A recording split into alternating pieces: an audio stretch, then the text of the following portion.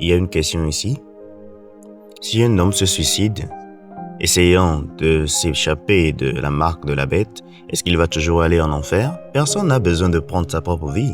C'est comme fuir la persécution. Il dit, oh, laisse-moi juste avoir une mort confortable. Je veux juste prendre quelque chose, dormir, ne jamais se réveiller et juste se réveiller au ciel. Là, c'est la moindre manière d'y aller. C'est pas bon. Donc, ça, c'est l'incrédulité et ça, c'est la peur.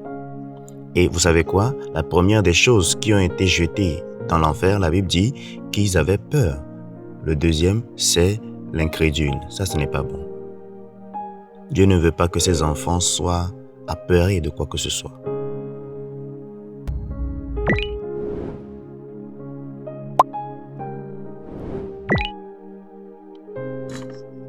Israël, du Royaume-Uni. Bonjour pasteur, je vous ai regardé à la télévision aujourd'hui.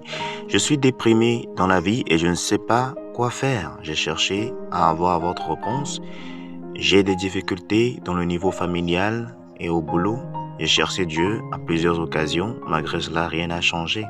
Je suis arrivé à un moment où je n'ai pas de solution. S'il vous plaît, donnez-moi un conseil. Qu'est-ce que Dieu veut pour moi et pourquoi j'ai des difficultés dans la vie? Je suis profondément touché par votre question ici, mais j'ai une réponse pour vous de la parole de Dieu et j'aimerais que vous écoutez ceci de façon très attentive.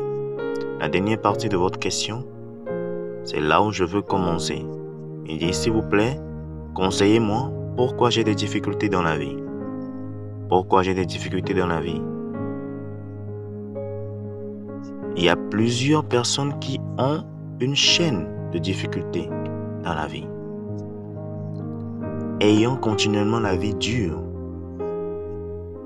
pourquoi doivent-ils avoir une vie aussi dure? Laissez-moi vous lire quelque chose. Proverbe chapitre 13. Il y a 2 raisons pour lesquelles les gens ont des difficultés dans la vie comme celui-là. Dans la vie, même s'ils sont des chrétiens. Et je vais vous lire la première raison de Proverbe, chapitre 13, verset 15. La bonne compréhension apporte la faveur, mais le chemin des pécheurs sont durs. Il dit, la bonne compréhension apporte la faveur. La bonne compréhension. Vous savez, la Bible a dit, acquiert la sagesse. Acquiert la compréhension. Avec tout ce que tu possèdes, acquiert l'intelligence. La compréhension de la parole de Dieu. Vous savez, dans la parabole de Jésus, en ce qui concerne le semeur, la première semence qui est tombée sur le long du chemin, la Bible dit que les oiseaux sont venus pour le manger. Et quand il expliquait, il disait que ceux qui reçoivent la parole de Dieu sur le long du chemin, c'est ceux qui écoutent la parole mais ne la comprennent pas. Et donc Satan vient immédiatement et il vole la parole de Dieu qui a été semée dans leur cœur. Ils ne peuvent pas comprendre la parole. Et donc il dit comprendre. Donc, la bonne compréhension apporte la faveur. La bonne compréhension apporte la faveur parce que si vous avez la compréhension, vous allez fonctionner. Vous vivez maintenant conformément à votre propre compréhension des choses. Et ça, c'est un grand problème.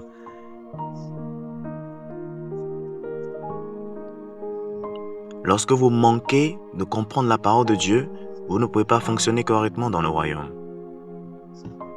Et la prochaine chose ici qu'il dit, c'est que le chemin des pécheurs est dur. La Bible décrit péché comme la transgression de la loi. Transgresser la loi veut dire que tu violentes la loi. Maintenant, cette définition nous a été donnée dans le Nouveau Testament et c'est aussi différent de celui de l'Ancien Testament parce que dans l'Ancien Testament, transgresser la loi, c'est de transgresser la loi de Moïse.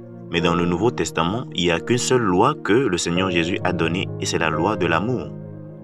Après que tu sois né de nouveau et que le Saint-Esprit vienne vivre en toi, vous découvrez que ce n'est pas du tout une loi, mais en réalité, c'est une loi dans la pensée. Mais en esprit, c'est devenu une réalité. Parce que la Bible a dit que l'amour de Dieu a été déversé dans notre cœur par le Saint-Esprit. Cette loi, en réalité, c'est la loi de l'amour, qui veut dire que Dieu nous a appelés à fonctionner dans l'amour. Si vous ne fonctionnez pas dans l'amour, vous êtes un pécheur. Ça voudrait dire que vous êtes en train de transgresser la loi du Nouveau Testament, qui n'est pas bien. Jésus a dit, un nouveau commandement je vous donne, de vous aimer les uns les autres. Un nouveau commandement. Ceci, c'est un nouveau. Et il a donné ce commandement avant qu'il ne soit né de nouveau, parce que, alors qu'il leur donnait ce commandement, il n'était pas encore allé à la croix. Il n'était pas possible pour quelqu'un d'être né de nouveau, jusqu'à ce que Jésus soit ressuscité. Donc, après que Jésus soit sorti du tombeau, c'était possible, quand le Saint-Esprit est venu, pour que toute personne puisse recevoir le salut et être né de nouveau. Et alors que ce Saint-Esprit vient en toi, l'amour de Dieu est déversé dans ton cœur et tu peux fonctionner. Cela devient comme ta manière naturelle de faire les choses, la manière dont tu agis. Et donc, si tu ne vis pas dans l'amour, tu ne marches pas dans l'amour, tu es un pécheur. Ça, c'est la transgression dans le Nouveau Testament. Et la Bible a dit que le chemin des pécheurs est dur. Donc, tu dois regarder dans ta vie. Est-ce que tu marches dans l'amour envers les gens qui sont autour de toi? Est-ce que tu marches dans l'amour envers tes frères croyants? Quel est ton langage quand tu parles aux autres? Ou bien tu frustres les gens par ton parler en étant colérique? Ça, c'est peut-être les raisons pour lesquelles la vie est dure pour toi, parce que la Bible dit que le chemin des pécheurs est dur. La deuxième raison, c'est l'ignorance. Osée chapitre 4, verset 6 nous dit que mon peuple, laissez-moi vous le lire. Mon peuple périt parce qu'il lui manque la connaissance. Parce que tu as rejeté la connaissance, je te rejetterai aussi. Tu seras dépouillé de mon sacerdoce, puisque tu as oublié la loi de ton Dieu, j'oublierai aussi tes enfants. Ceci est très puissant. Il y a beaucoup de choses que je peux vous dire là-bas. Mais je veux juste mettre en exergue la première chose qu'il a dit ici. Il dit, mon peuple est détruit parce qu'il lui manque la connaissance. Ils sont détruits, ils sont brisés parce qu'il leur manque la connaissance. De quelle connaissance il s'agit ici? Il ne parle pas de la connaissance ordinaire humaine, mais il parle de la connaissance des choses spirituelles. La connaissance de la parole, la connaissance de Dieu. Il dit, grandis dans la grâce et dans la connaissance de notre Seigneur Jésus-Christ. Quand tu grandis dans la grâce, ça veut dire que tu grandis dans la faveur. Mais la parole de Dieu a dit aussi que la bonne compréhension apporte la faveur. Ça veut dire la bonne compréhension t'apportera plus de grâce. Et la Bible dit qu'il donne plus de grâce. Donc, il dit de grandir dans la grâce. Et grandir dans la grâce, c'est d'avoir plus de compréhension de la parole. Et ceci est très, très, très important aujourd'hui. Mon peuple est détruit parce qu'il lui manque la connaissance. Et que vas-tu faire? Commence par apprendre la parole de Dieu. Prends les livres. Écoute les messages. Écoute la parole de Dieu. Mets-les en pratique. Agis. Vis par elle. Sois sûr de grandir dans la connaissance spirituelle. Rappelle-toi que le monde spirituel contrôle le monde physique. Et tu peux contrôler les choses physiques dans ta vie depuis le règne de l'esprit. Mais cela demeure un cliché. Mais cela ne deviendra une réalité que le jour où tu as une compréhension de la parole. Vous voyez, ce que j'aimerais vous lire dernièrement, c'est dans le livre de Josué chapitre 1. Un jeune homme, Josué, vient juste de commencer son ministère. Et le Seigneur lui a montré comment devenir un succès. Dans le verset 8 du chapitre 1, il dit que ce livre de la loi ne s'éloigne point de ta bouche. Médite-le jour et nuit, afin que tu puisses observer tout ce qui est écrit. Car c'est ainsi que tu rendras tes chemins prospères et c'est ainsi que tu auras un bon succès. Regardez ce qu'il dit ici. Il dit que ce livre de la loi. Maintenant, en nos jours, ce livre de la loi doit être la parole de Dieu. Toute la parole de Dieu. Parce qu'en ce moment-là, ce qu'ils avaient, c'est juste la loi. Mais maintenant, nous avons toute la parole de Dieu, toute la révélation nous a été donnée. Vous voyez? Et de manière particulière, les instructions que nous avons, les révélations que nous avons sur le Nouveau Testament, dans les épîtres particulièrement, vous pouvez apprendre des autres, mais particulièrement nous avons les grandes révélations des œuvres chrétiennes dans les épîtres. Il dit que ce livre de la loi ne s'éloigne point de ta bouche. Tu dois apprendre à parler la parole de Dieu. Mais tu ne peux pas parler la parole de Dieu à moins que cela ne réside dans ton cœur. Parce que de l'abondance du cœur, la bouche parle.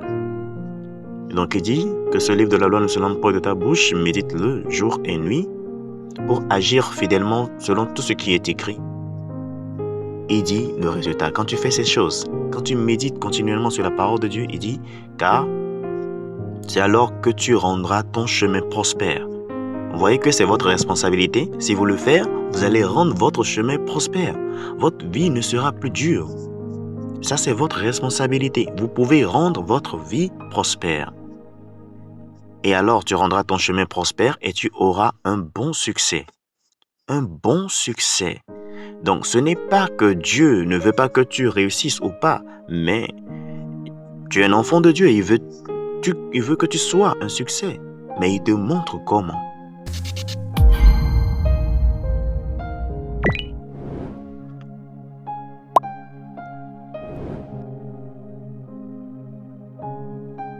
Alexandre de Islande. Bonjour Pasteur Chris, merci pour ton ministère. Cela m'a vraiment béni. Ma question c'est, qu'est-ce que la Bible dit du suicide? Est-ce que le suicide c'est un péché? Merci. Oui, ça l'est. Et c'est important pour moi de vous expliquer certaines pensées. Quelle est la cause du suicide? Le mot vient de sauvedis. Ça veut dire l'amour de soi. Ça, c'est la cause. L'amour de soi. Quelqu'un qui est probablement frustré par la société, ou bien frustré par quelque chose, ou bien qui est en train, qui a échoué et il veut prendre sa vie. Personne ne prend sa vie joyeusement. Personne ne dit « je suis très content et je veux me tuer ». Après tout, c'est parce que, ou bien c'est à cause de certaines dépressions, certaines pensées de rejet, certaines choses négatives qu'ils ont ressenties. Et donc quelqu'un décide de prendre sa propre vie à cause de ces choses-là.